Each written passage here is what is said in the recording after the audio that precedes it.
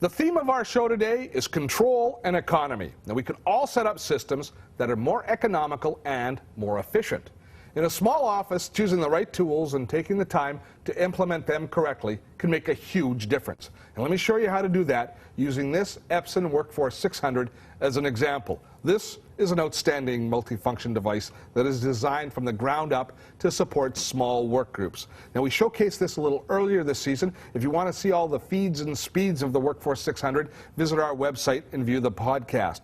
But in a nutshell, it's designed to support small work groups. It's all about business multifunction. So from the top to the bottom, we've got an automatic document feeder. Not quite as fast as the one that we looked at in the scanner a few minutes ago, but still able to handle stacks of documents and process them for us automatically. Of course, it's also a flatbed scanner, allowing us to scan in irregularly shaped objects.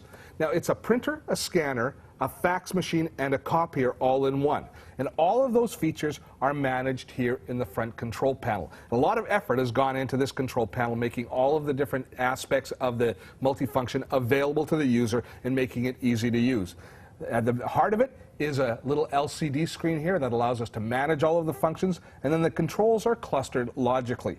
These main controls here allow us to go through the different menus and set all the different parameters for the multifunction device. Over here we have the cluster of fax controls, so it's all very easy to use. When we started looking at multifunction devices years ago, they were really designed to replace multiple peripherals, scanner, printer, a fax machine, but for a single user. And they worked best when they were plugged in to a single PC or Mac. The networking capabilities of the Workforce 600 changes all that. It is so much better to have a single device that can take care of a whole office needs, not just those of an individual. Now, I'm not talking about a huge office here, but a nice small office or a busy home. So think about for a second what the modern home and small office looks like. I see notebooks, lots and lots of notebooks. I see Macs and I see PCs and even the odd Linux-based notebook. There is the odd desktop in there as well, but the very odd desktop. Notebooks, after all, mean mobility. People coming and people going. My dream multifunction needs to fit into this reality. Notebook users coming into the office or home and then leaving. When they come in, they don't want to have to plug in. I need all of these notebooks to basically come into the office and use the multifunction device without a lot of hassle, either setting up in the first case or when they return. So let me show you how we put this all together so you can see how easy it can be. Built into the Workforce 600 is Wi-Fi networking. So we had to basically configure it first on our network, and this is a one-time task. I installed the disk in, I started with my Mac actually, because it works great on both Macs and PCs. So I put the disk, the startup disk, in my Mac. I installed the drivers, then it said, you want to set the multifunction up to run on your network? I said, yes, I do. So they said, okay, plug it in for the first time. So what we actually had to do was we actually had to plug in the Ethernet cables from my wireless router into the multifunction device and into my notebook. And this was a one-time process. And the fact that we plugged it in facilitated it being installed a little bit easier than if we tried to do the whole thing wirelessly. After about 10 minutes of files being transferred back and forth, I could unplug everything, and then it worked wirelessly, and it's worked wirelessly ever since. This notebook, this Mac, was asleep a few minutes ago, so I could have been on the road out working, and I've just opened it up again, so it's just logged back onto the network, and I want to show you how easily and quickly it can print. So I click on the print icon, and a little bit of wireless magic happens.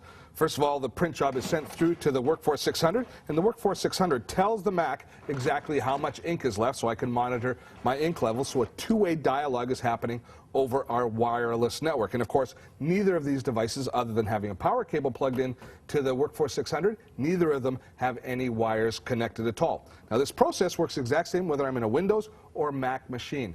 Now, I want you to notice one thing. When we started this demo, the Mac was closed. It was in sleep mode, so it was as though I'd taken it out of the office and was working on it somewhere else.